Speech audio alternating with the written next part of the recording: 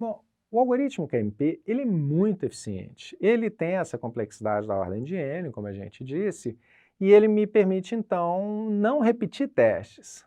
Mas existe uma variação do algoritmo, que é criada por esses autores, Arrow e Korosik, né, Alfred Arrow e Margaret Korosik, que me permite testar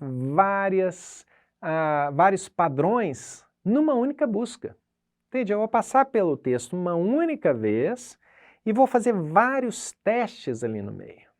Ok?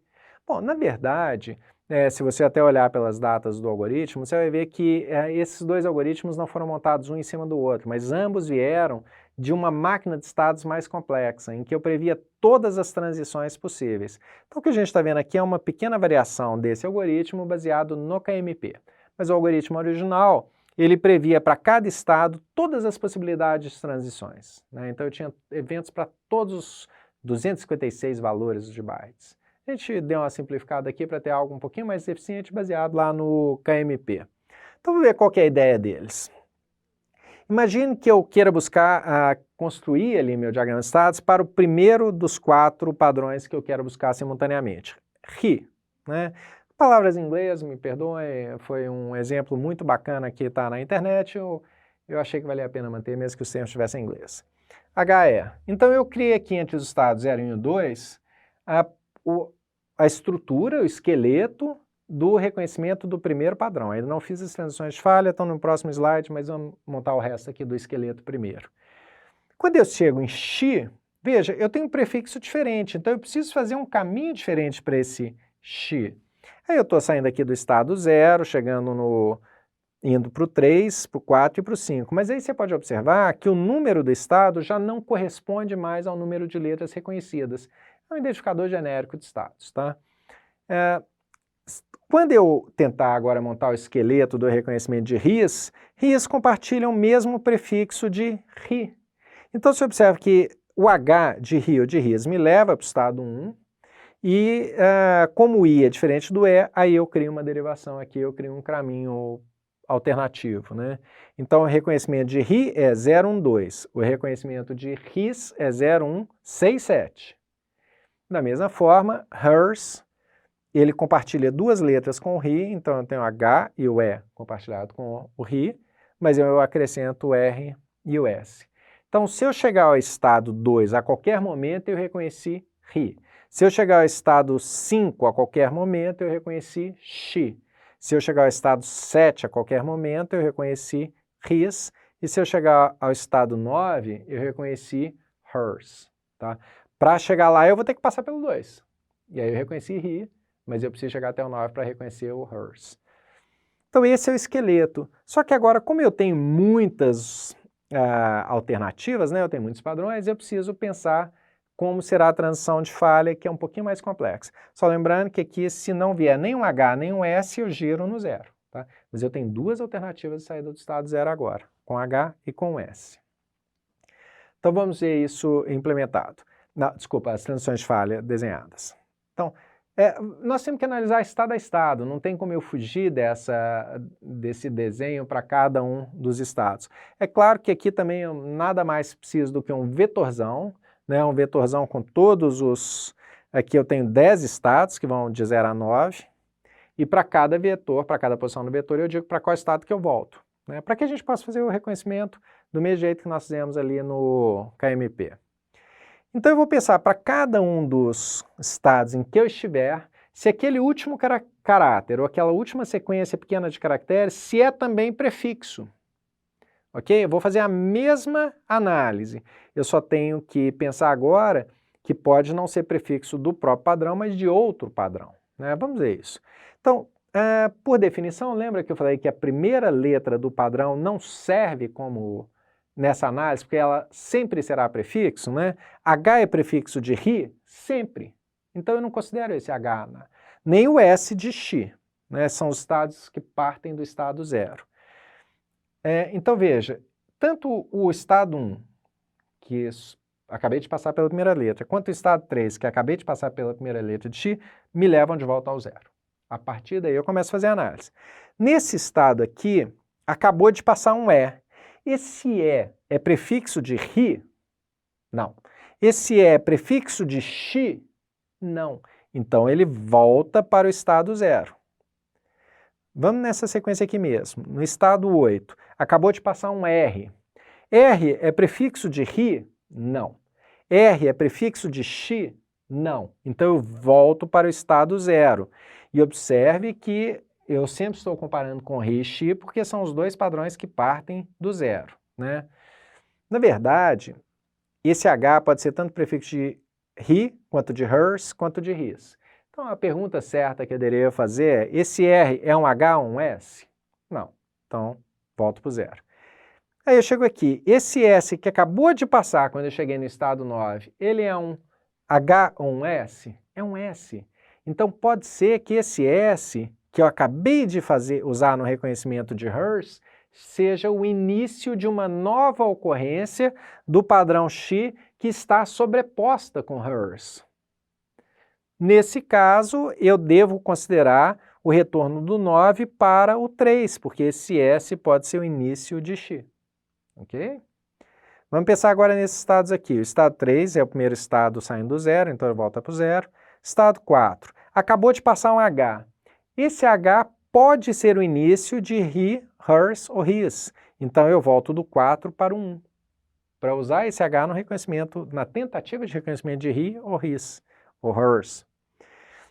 Mas esse estado, se o H é aproveitável, agora eu vou tentar fazer um novo teste de 2 caracteres. O he, H e E, é prefixo de algum padrão? É, está aqui. Então 5 me leva para o 2. Entenderam? Assim, eu não vou testar só o E, se o E é prefixo de... se o E é prefixo de he ou de she, porque o H acabou de passar uma letra que era, então eu vou tentar um padrão de tamanho 2. Se não der certo, eu tento de tamanho 1. Se não der certo, eu volto para o 0. Então esse H e esse E viraram um prefixo de tamanho 2 do he. Ok? Terminei então as transições de retorno do estado 4 e 5. Vou testar agora esse aqui que eu ainda não passei por ele. O I é prefixo de alguma coisa? Não. Volto para o estado 0. O S é prefixo de alguma coisa? É, tamanho 1, volto para o 3, porque pode ser o início de um she. Bom, é um pouquinho mais sofisticado que a MP, mas a lógica é a mesma, o código sofre uma pequena variação, mas não é muito diferente do código usado com a MP. Vamos ver um exemplo aqui. E esse exemplo, intencionalmente, ele vai nos trazer vários padrões sobrepostos, né? Por isso que eu não quis alterar ali do inglês, o he, she, hers e his, né? Porque a gente já tinha um exemplo aqui construído que me daria várias ocorrências. Olhando aqui, ó, eu tenho o he, eu tenho o hers, eu tenho o she, dentro do she eu tenho outro he. Isso, são esses, né? Então vamos tentar reconhecer o texto. Veja, eu vou buscar no texto Hershey's as ocorrências dos 4 padrões. E eu não quero testar cada caráter mais do que uma vez, né? Então vamos lá. Começo no estado 0, primeira letra do texto é um H, esse H vai me levar para o estado 1. Depois vem um E, me leva para o estado 2. Olha, o estado 2 é um estado de saída. Eu vou ter uma outra estrutura de dados ali que me diz quais são os estados de saída, quais são as palavras que estão lá. Estado 2 é o estado de saída de he. Na sequência vem um R, e o R me leva do estado 2 para o 8. Na sequência vem um S, e o S me leva do 8 para o 9. O estado 9 é outro estado de saída, significa que eu encontrei o padrão hers. Ok? Bom, na sequência vem um H, e observe que esse H aqui, esse S que acabou de confirmar a ocorrência do padrão hers, é o início do padrão she, então tem uma sobreposição ali, né?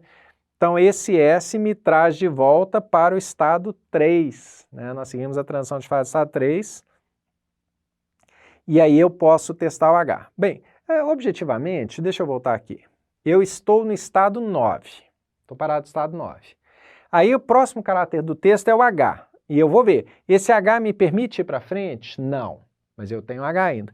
Então eu volto para o estado 3 e tento de novo. O H me permite ir para frente? Sim.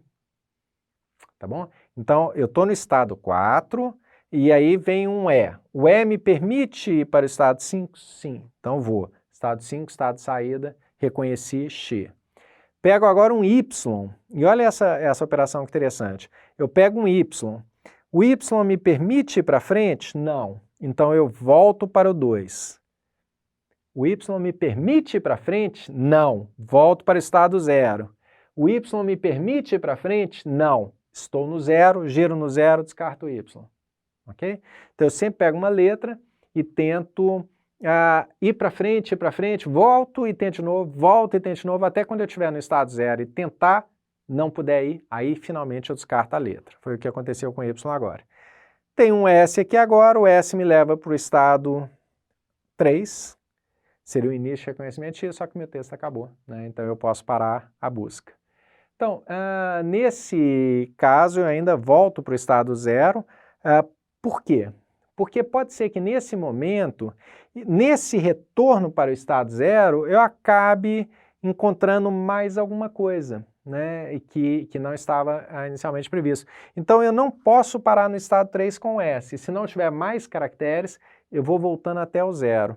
Pensar uma situação em que isso aconteceria. Vamos supor que eu tivesse parado no estado 5 com o X. Eu reconheci o X, o estado 5 é o estado de saída do X, lembra? Parei. Só que os dois últimos caracteres de X são H e E, que é o padrão RI. Mas eu não posso parar no estado 5 porque o estado que me diz que houve o reconhecimento de X, de RI, é o 2. Então, se eu terminei as letras, eu preciso voltar para o estado 0. E o caminho de retorno para o estado 0 passa pelo 2, onde há o reconhecimento de RI, né? E aí depois eu volto para o 0. Isso aconteceu ali atrás, eu acabei não comentando, aqui, quando eu estava lá ainda no hash, peguei o Y não me permitiu avançar, então eu voltei para o 2, mas na hora que eu tento usar o Y para ir para o 8, eu bati no 2. E ao chegar no 2, eu tenho reconhecimento de RI. Tá ok? E como Y não dá, eu volto para o 0 e aí encerro o meu processo. Então eu sempre tenho que terminar o meu reconhecimento voltando ao estado 0, só para garantir que eu não vou passar em mais nenhum estado de saída, e se passar, eu também reconheci outro padrão. É isso. Esse algoritmo, ele é baseado no KMP, ou pelo menos no diagrama de estados, é um algoritmo super sofisticado, me permite passar pelo texto uma única vez para reconhecer vários padrões. Mas se forem muitos padrões, o algoritmo perde bastante da sua eficiência. Mesmo assim, ainda é uma boa técnica, né? Na sequência, a gente vai ver algo bem diferente. Eu te espero no próximo vídeo.